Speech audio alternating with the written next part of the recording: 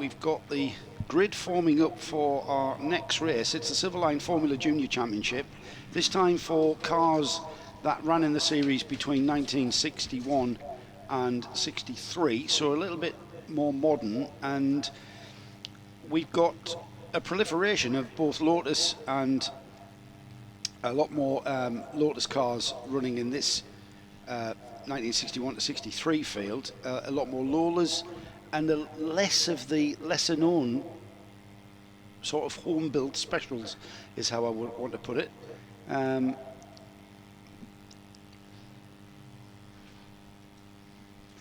So we'll have a look at this Formula Junior field whilst we await more information for you. As soon as we have the information, we'll get that to you, of course.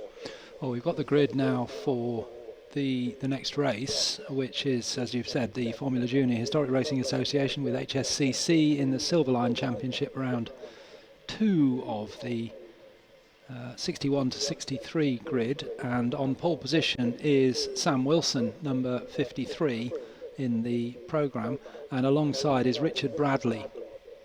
Sam Wilson and Richard Bradley, the Lotus and the Brabham on the front row. On the second row, Andrew Hibbard and Simon Diffie, both in Lotuses. So the Brabham of Richard Bradley surrounded by Lotuses there on the front 2 rows of the grid.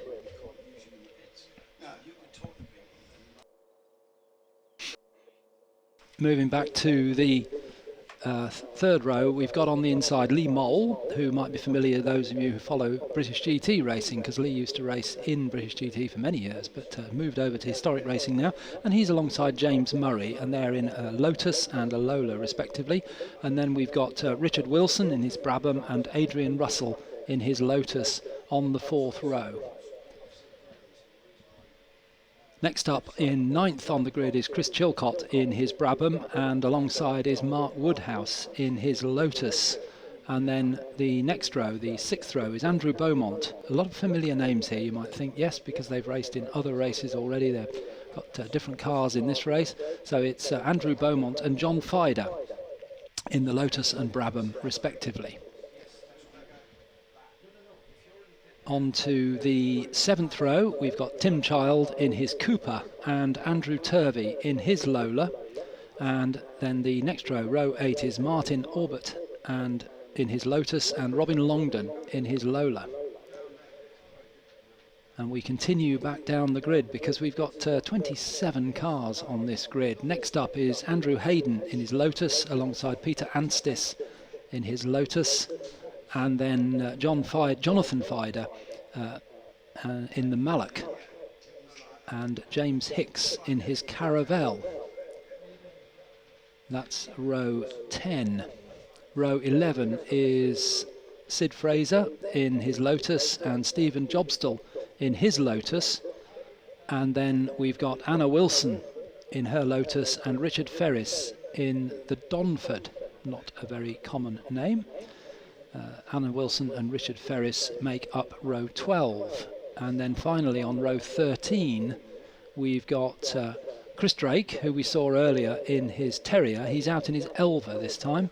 Chris Drake and Bob Birrell in his Lotus, and completing the grid, David Drew in the Australian Ausper.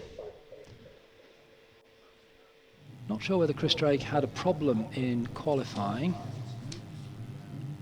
But we know that he's a very quick driver, so it'd be interesting to see whether he is out of position on the grid or whether he's driving a car which is not really on the pace of the others, which may be possible. But I think Chris Drake, normally we'd expect to see him somewhere nearer the front as the cars are being readied to come out on track. So we can't see from here, but clearly there's some very hard work gone on out there on track to repair the barrier, to make everything safe for racing again after that fairly hefty incident for Ben Adams in that last race. So hopefully we'll have the cars out on the track very shortly.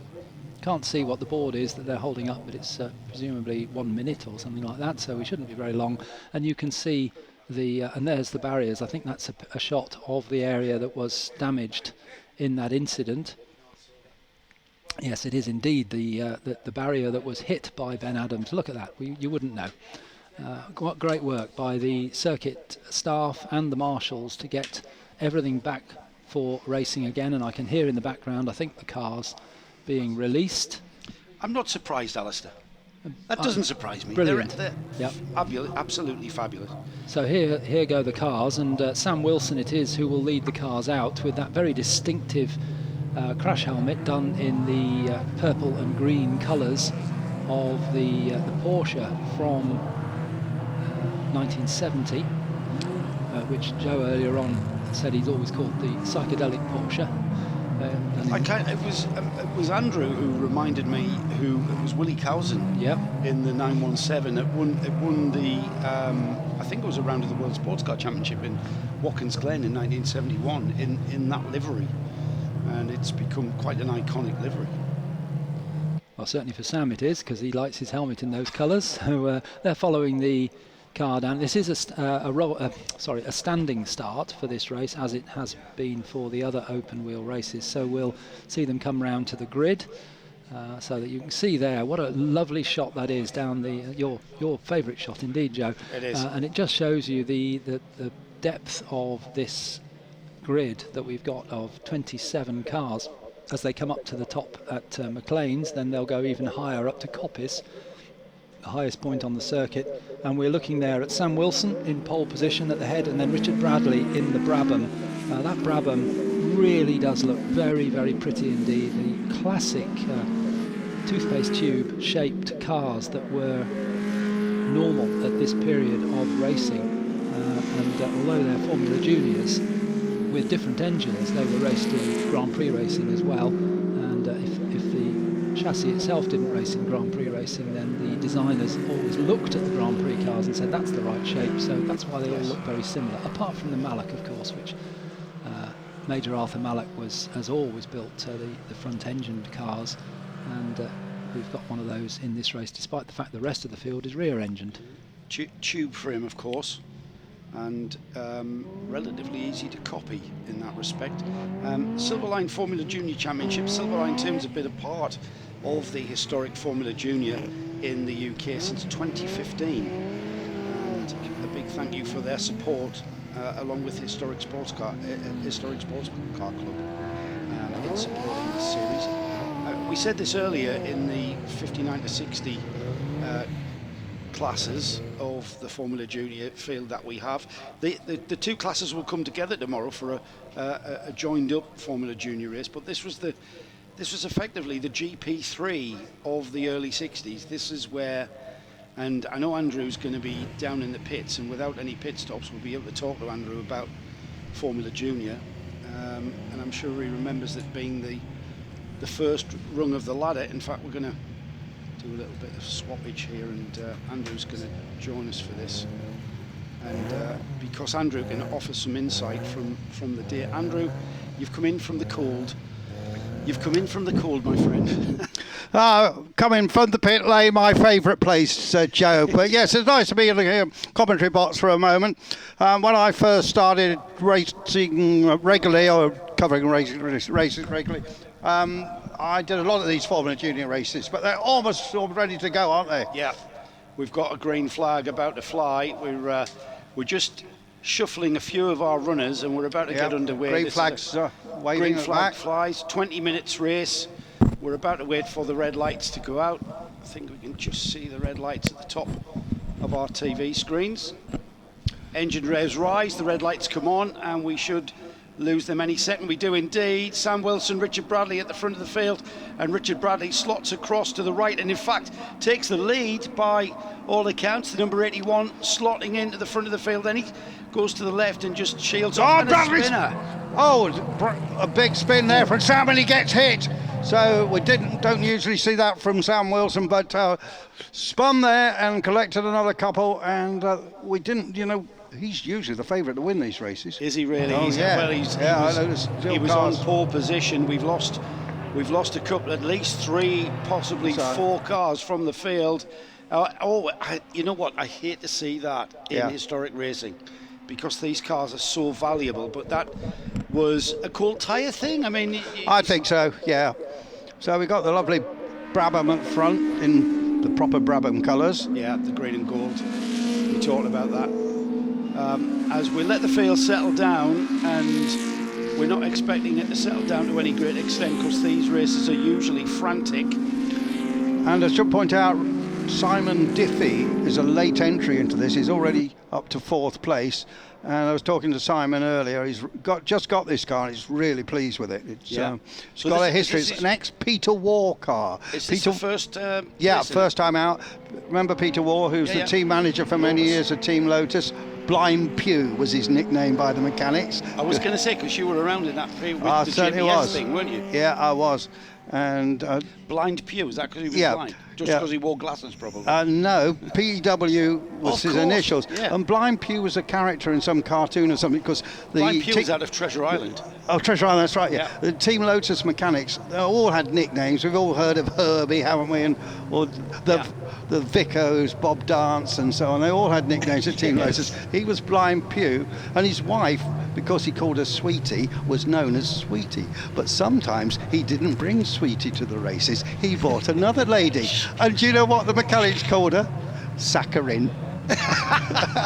He was cutting down on his sugar intake. Yeah. Well, he was. Well, the car's still abandoned there, the silver one. Everybody behind the Jaguar pace car. He's got in quite a few laps this weekend, doesn't he? Yeah, we've got a huge field, Andrew. 27 cars. Yeah. Well, you know, Duncan Rabagliati, who is in charge of the Formula Junior Association and is now run by his daughter. They've done a fabulous job. They had a big world tour, remember, a couple of years ago, and they went down to New Zealand with these cars and basically all over the world and America and so on. Mm-hmm. And a lot of these were built in period, so there's still a lot of them around. And then Duncan's a great organiser. I mean, both the Duncans here, Duncan Wilshire's a great organiser. Yeah. Duncan Rabagliati also happens to be my solicitor, by the way, when he's not doing this. He really has galvanised all these people, and he finds cars and gets them out of garages where they're dusty and that. So he's a terrific guy, and he's done a wonderful job with these.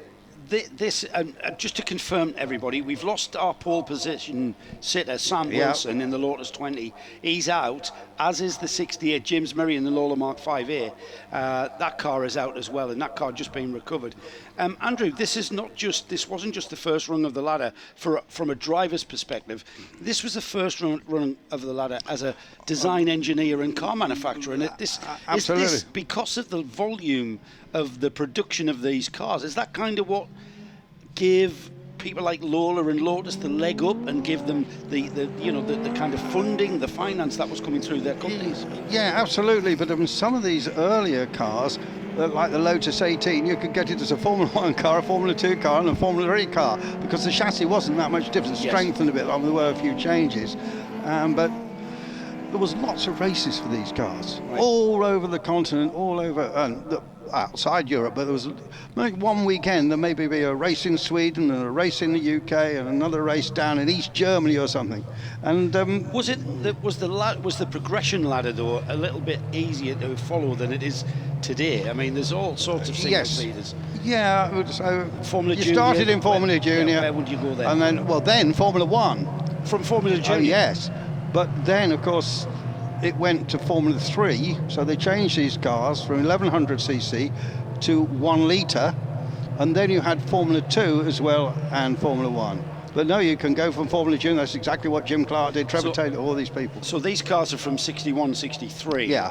So as we went through the 60s, these cars, by the time we got to the end of the decade, the tyres were wider, they had 1,000cc scream. Yeah. Well, we call it the screamer period, don't we, in Formula 3? 1970 was when they went to slick tyres, in the middle of the season, actually. Yes. And when they started putting wings on them and so on. Yes. So there was big changes going on in motor racing in those days.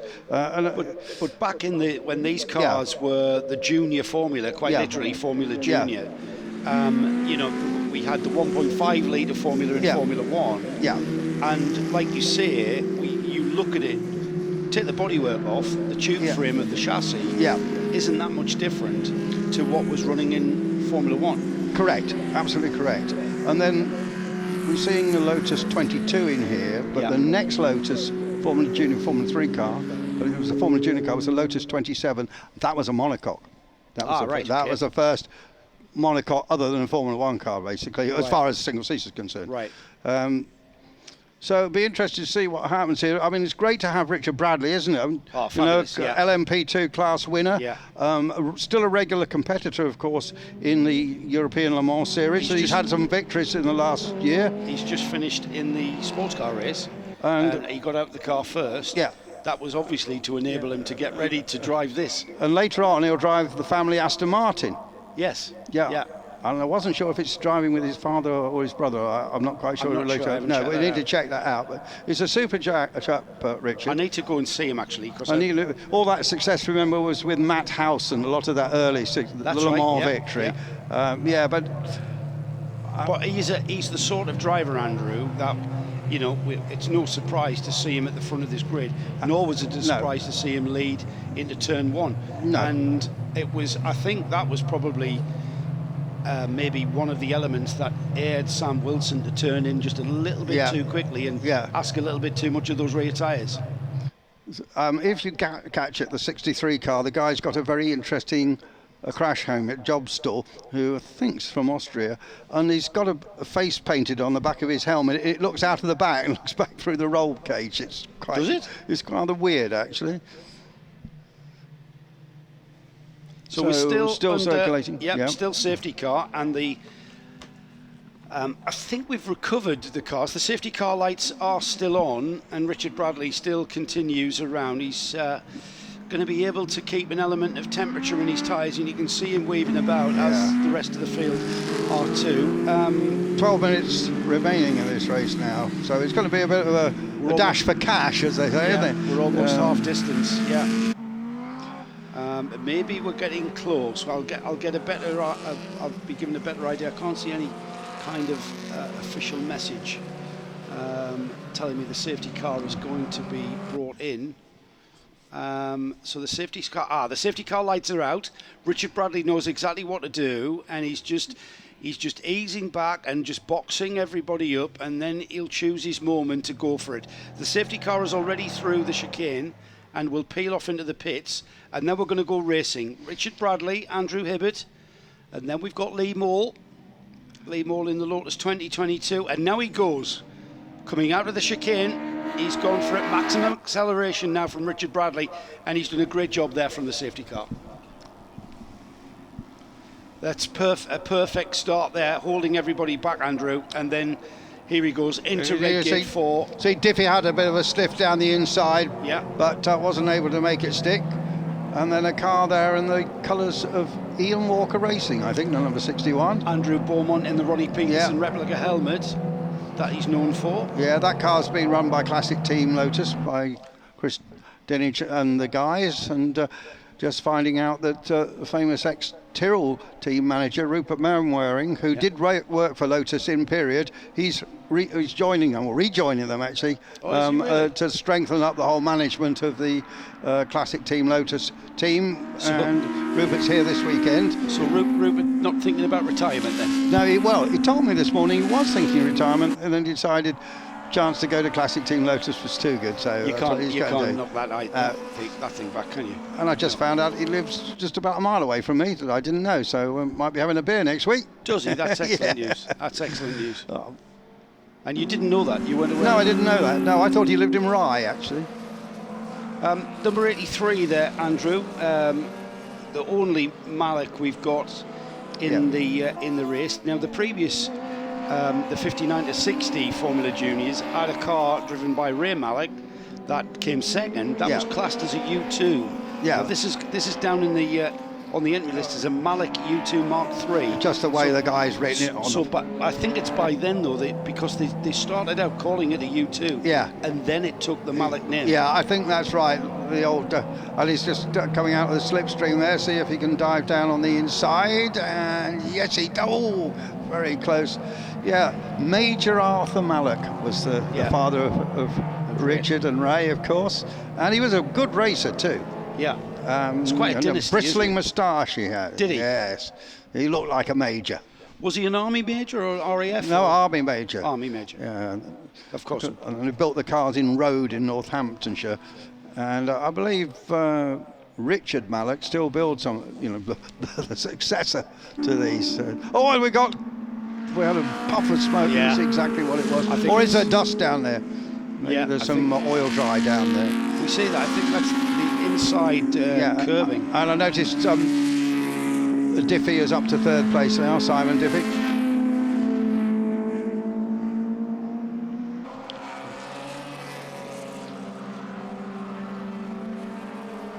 So nice shot of the 71 car. Already 8.5 minutes of this race, and Richard Bradley's pulled out about 1.5 seconds from Andrew Hibbard, and Diffie has moved ahead of Moore. Yeah. I've noticed last time by. Oh, Spinner. Yeah. Spinner at the chicane, that's the number 71, and that's James Hicks in the Caravelle. Yeah. Caravelle Mark III, to be precise. Yeah, I think they built 3 of them. And originally a guy called Hugh Dibley, who's still around, who was a very well-known racing driver in his time. Yeah, I've heard the name. Yeah, raced the Chaparral, I think, once. That's probably where it was a BOAC, or British Airways, pilot as well. I have. Yeah, I've Hugh just, Dibley. I've Anyway, just been reading about Caravelle, Hugh Dibley. the interesting story, because I think it stayed in the family. I think it stayed in the family that built it. Oh, really? Yeah, I believe so. So, driving number 71, James Hicks in the Caravelle Mark III, just seen recover from a spin. Well, it was built by Bob Hicks, so I don't quite whether it's how many generations are between them. That's too much of a coincidence. And nice little car designed by a man called Richard Utley. Now, car 84 there, showing a few war scars. That's Mark Woodhouse in the Lotus 2022. That was one of the cars that was involved in the first lap incident, and Woodhouse has dropped. He was up the grid order. He started the race in 10th and got mixed up at the first time. He's down in 24th. He's got a Monaco nose on it now. He has got a Monaco nose. Yeah, that radiator is getting full airflow into it, so the engine temperature will be not at all a worry. 7 minutes remaining then, and still only 1.5 seconds that Richard Bradley has. Brabham BT2, like you said, Andrew, that car in that livery, that green with the gold band, the gold stripe, that was kind of iconic in that period of those early Brabham World Championships in Formula One. The first MRD, and we saw it in the Formula One race earlier, was actually in turquoise. And then they went to the green and gold, which is, of course, the colours of the Australian flag. Yes. It's Australian racing colours. Yeah, of course. Yeah, and as expected, a very well prepared Brabham BT2 of Richard Bradley. Now, the gap to Hibbard has gone to nothing. So car 81, Richard Bradley, from car 79, Andrew Hibbard, are absolutely nose to tail, with fastest overall lap of the race put in last time by Hibbard. Hibbard knows this car very well. He's raced it a lot, this Lotus 22, and I would suggest that Richard Bradley doesn't know his Brabham quite as well, but you've got one guy who's really a modern professional racing driver. Yes, he is, against Andrew Hibbard, who's a very good historic racer, but he's not a full-time professional racing driver, which Richard Bradley absolutely is. Well, those two have pulled away. They've got a gap of about 6 seconds, 6.5 seconds as this battle continues. There's Richard Bradley just going into Coppice. There is Hibbard now, Andrew Hibbard there in the red-coloured number 79. Now that is not 0.3 of a second.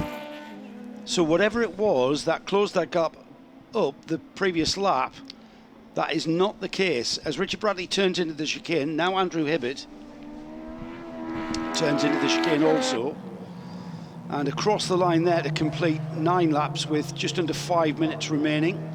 The gap out to 1.6. So that's pretty much where it has been. It was 1.5, 1.4, and then it went down to 0.3, and that kind of struck my attention, but now it's back to where it's pretty much been, so I'm not sure why that was the case. So Richard Bradley, I should say, back in command of things as we look back down to the back straight and a battle for position with 2 cars circulating nose to tail. It's the number 5 of Longdon, who started this race in 16th. Robin Longdon in the Lola Mark 5A has now been chased down by the number 55, and that is the car of, I'm just trying to find him on the screen, the 55 I cannot find. It was 55 in that. Yeah, Chris Drake. Yeah, it is Chris Drake. Yeah. Yeah, in the Elva 300. And, there he is. He started 25th, so they're well up the field from 25th up to battling for 10th and 11th, Alistair. I did mention when I was doing the grid that I wasn't sure whether Chris Drake had problems in qualifying, but we know how quick he is. I think that must be the case. Yeah, obviously, yes. He's challenging for that. 60 looking like it's recovering from a spin there. Fraser in the Lotus 2022.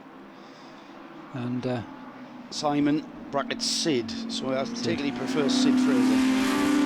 And the 55 car, Chris Drake, is the Elva, and wheel out the story of where the name Elva comes from.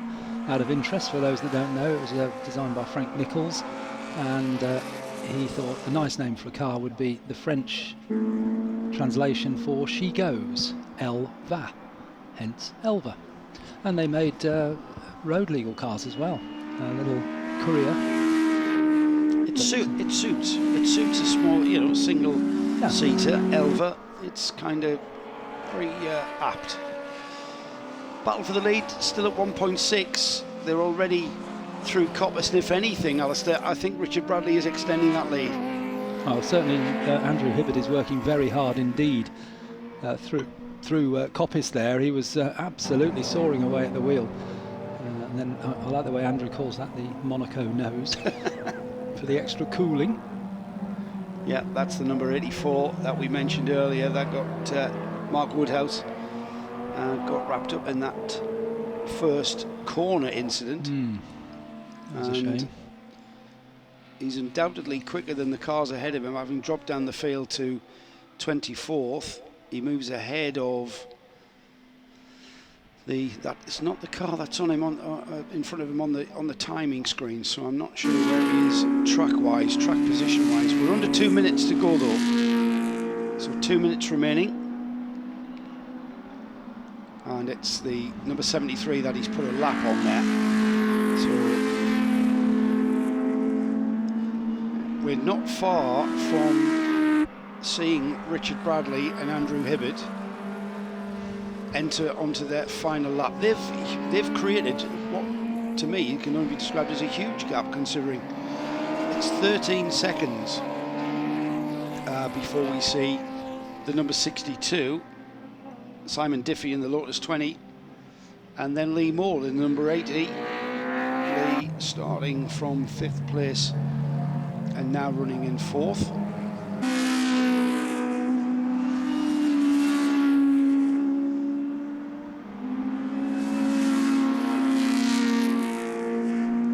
The number 70 showing the Silverline Tools logo on the side of the car, and Silverline Tools being part of supporting this Formula Junior category since 2015.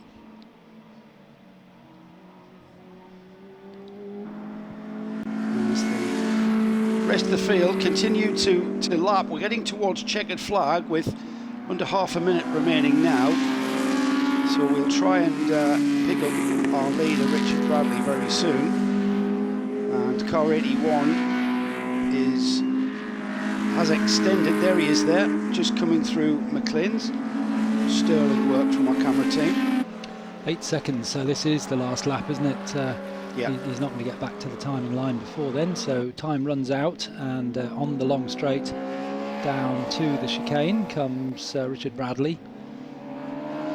Stern challenge from Andrew Hibbert mid-race, but it's faded away as Richard Bradley has scythed his way through the slower cars and is about to get the checkered flag as he comes across the line. We see the checkered flag on the right-hand side. Yes, there it goes. So a win for Richard Bradley in what look in the flesh and on the screen just looks such a pretty little car. It's beautiful, isn't it? The first car with the BT moniker for Jack Brabham and Ron Taranach, who designed the Brabham cars. lovely, Yeah. lovely looking car. I think we're going to have a look at that car up close after dinner, before it gets too dark. So a great win there for Richard Bradley, who did all of that on the first corner on lap 1 off the start, and got off into the lead around the pole sitter Sam Wilson, who then ended up having a spin, so caused a bit of an incident that gave us that big delay of almost half the race. And then Richard went on to kind of consolidate things and just hold off Andrew Hibbert to a gap of 4 seconds at the line. And Andrew Hibbert actually did the fastest lap of the race, so 1:17.6, which was a couple of tenths quicker than our winner. That may be in the middle part of the race when he really did close the gap, and then it kind of woke Richard up, didn't it? And then he started to put in the laps again. Rest of the field coming through, and we'll be having a rundown. Alistair will probably take us through the rundown of this quite huge field, 27 cars in this Formula Junior, the Silverline Tools Formula Junior Championship for 61 and 63. And then we'll see these cars back out tomorrow, where we bring together the eras that we have seen today. The Silverline Formula Junior Championship 58 to 60 will come together with the Silverline Formula Junior Championship 61 to 63, and we'll basically have the Silverline Formula Junior Championship 58 to 63. Richard pulling onto pit lane and being shown the way to the Parc Fermé and indeed the podium area. Andrew called it the winner's circle, but it's not a circle, it's a rectangle, so we're going to call it the podium area. And we've got the results up on the screen for you for the second of our Formula Junior races for the later cars, 61 to 63. Here we are on race 5. It's Richard Bradley who took the win in the gorgeous Brabham BT2, 13 laps completed. Second place, Andrew Hibbert in the Lotus 22, just 4 seconds behind at the end. He'd been closer. Then we had Simon Diffie, first time out, I think I heard Andrew Marriott say, in the Lotus 2022 in third place. Then ex-British GT racer Lee Mole, in fourth place in the Lotus 2022. And in fifth place, Adrian Russell in the Lotus 22. Then it was in sixth place, Richard Wilson in the Brabham BT6, the similar car of John Fider, the Scotsman, in seventh place. Then Chris Chilcott in another of the Brabham BT2s in eighth place. Andrew Beaumont in ninth place in the Lotus 22, and Robin Longdon completed the top 10.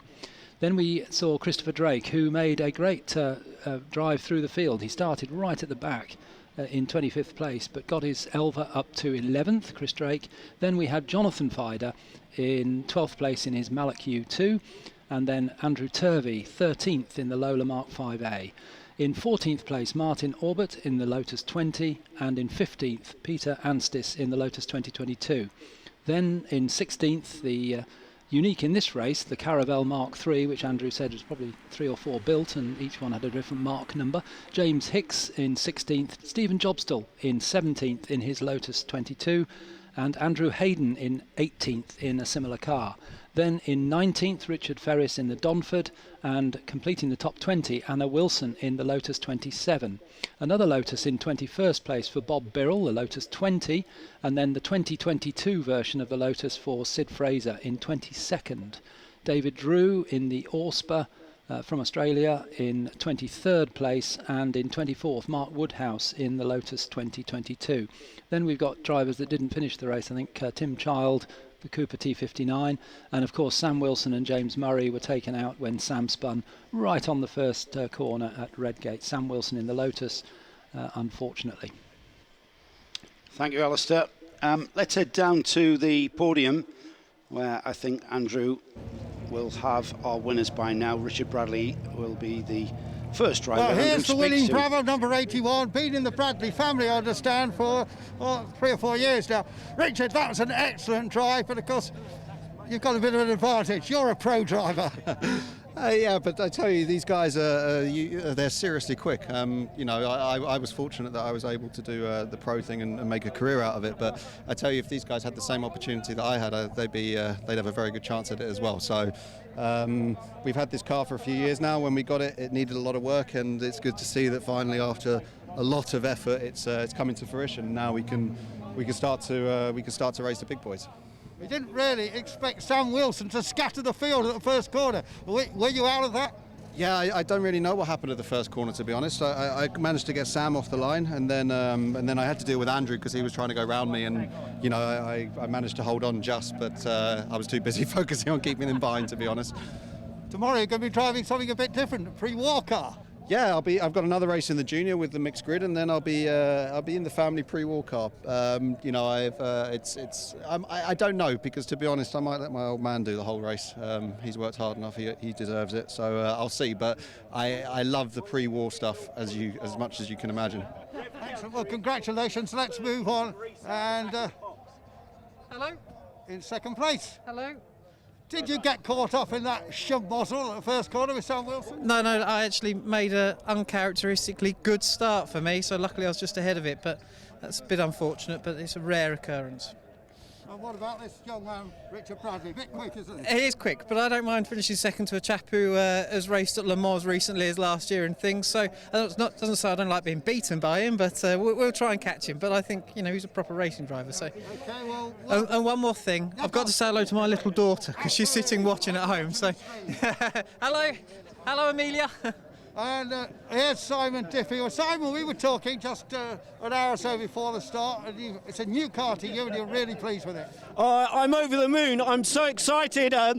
Judy Derrisley kindly let me take on the car and get it restored. My auntie Kathleen funded it, and Yvonne Waugh was so helpful. And it's a tribute to the great Peter Waugh. And I'd like to dedicate this place, first time out of the car, to Peter Waugh and his memory. I'm so excited. On the commentary, I did mention it because you briefed me very well. So this car raced in period by Peter Waugh, the team manager of G Lotus, yeah. And is that a period livery that it's in? Yes, John Pulgetti III was the CEO of Vido Oils, and he drove the car in a promotion down at Goodwood in '62 and ran it in this livery, and we just thought it would be a great tribute to the period. Well, that's absolutely fabulous. So it was a good race. You're new to the car, but you're on the podium, first time out with it. Oh, I'm absolutely ancient. The last time I was on anything was a merry-go-round at Crossweight and Gardeners Party, and to be up with these youngsters, I can't believe it. Thank you for putting on such a great meeting, and motor racing legends. What can I say? What a fantastic day. Thank you. Life in the old dog yet. Simon Diffie, what a character, guys.